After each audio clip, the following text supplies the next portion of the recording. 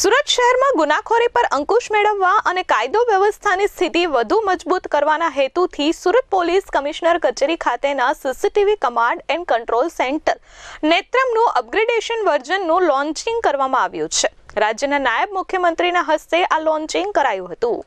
સુરત શહેરમાં ગુનાખોરી પર અંકુશ મેળવવા અને કાયદો વ્યવસ્થાની સ્થિતિ વધુ મજબૂત કરવાના હેતુથી સુરત પોલીસ કમિશનર કચેરી ખાતેના CCTV command and control centre નેત્રમનું અપગ્રેડેડ વર્ઝનનું લોકાર્પણ કરવામાં આવ્યું છે। રાજ્યના નાયબ મુખ્યમંત્રી હર્ષ સંઘવીના હસ્તે આ અત્યાધુનિક અને અપગ્રેડ કરાયેલા નેત્રમ સીસીટીવીનું લોકાર્પણ કરવામાં આવ્યું છે। આ અપગ્રેડેશન સુરત શહેરની સુરક્ષા વ્યવસ્થામાં એક મોટું અને મહત્વનું પગલું છે। સુરત શહેર હવે 1450થી વધુ સીસીટીવી કેમેરાની સતત નિગરાણી હેઠળ છે।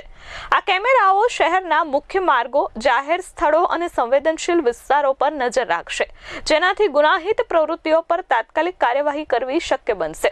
સૌથી મહત્વની બાબત એ છે કે સુરતના 709 જેટલા કેમેરાનું સીધું મોનિટરિંગ હવે ગાંધીનગર ખાતેના રાજ્ય સ્તરના ત્રિનેત્રમ સીસીટીવી કમાન્ડ એન્ડ કંટ્રોલ સેન્ટરથી પણ થઈ શકશે।